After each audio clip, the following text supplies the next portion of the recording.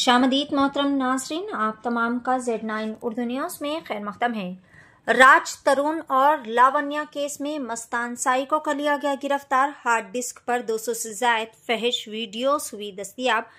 राज तरुण और लावण्या केस में एक और अहम पेशरफ्त सामने आई है। मस्तान साई, जो कि पिछले कुछ दिनों से पुलिस की गिरफ्त से मफरूर था, इसे कुछ देर कबल ही नारसिंगी पुलिस ने गिरफ्तार कर लिया।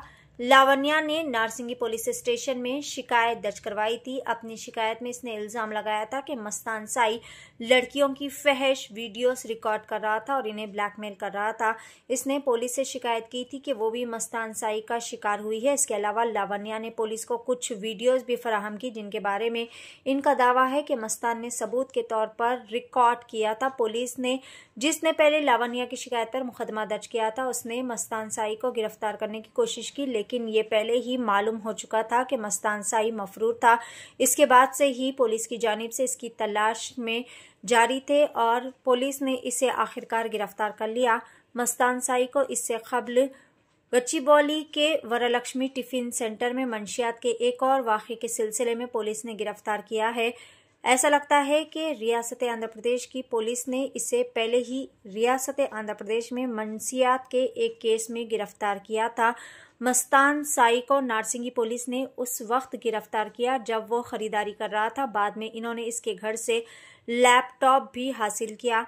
नारसिंगी पुलिस को पता चला है कि हार्ड डिस्क में लड़कियों व खवातीन की 200 से ज़ायद फहश वीडियोस मौजूद है और फिर मस्तान को गिरफ्तार करते हुए मजीद तफ्तीश भी की जा रही है। पेश है Z9 उर्दू न्यूज़ की खुसूसी रिपोर्ट। मजीद ताज़ा तरीन खबरों से जुड़े रहने के लिए चैनल को लाइक करें, शेयर करें, फॉलो ज़रूर करें।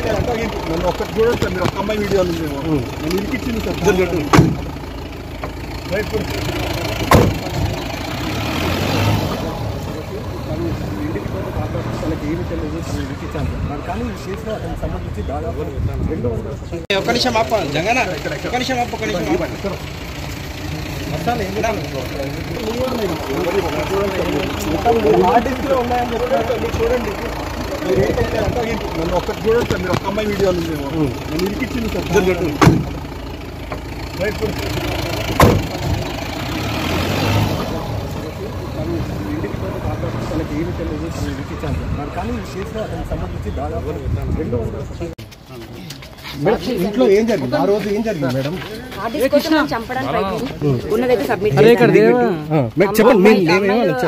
అమ్మాయిల వీడియోలు తీస్తుంటాడు అతను, స్క్రీన్ రికార్డ్ తీస్తుంటాడు, హిడెన్ కెమెరాస్ పెట్టి తీస్తుంటాడు. దానికి సంబంధించినవన్నీ సబ్మిట్ చేశాను.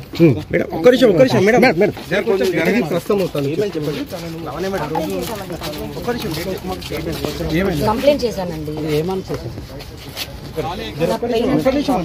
సబ్మిట్ చేశానండి.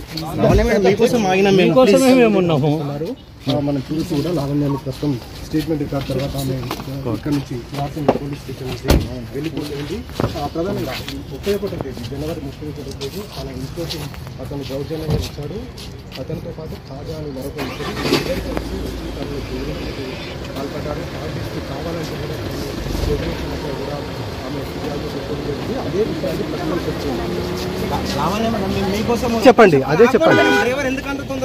ఒక నిమిషం ఆగండి. మీరు ఇది చిన్న విషయం కాదండి. ఇప్పుడు ఏదైతే బర్స్ట్ అయిందో 2 ఏళ్ల క్రితం జరగాల్సిన కేసు ఒకటి, అప్పటి నుంచి కేసు తప్పుదో పట్టించడానికి నా పైన 7 కేసులు ఇవ్వాల్సి వచ్చింది.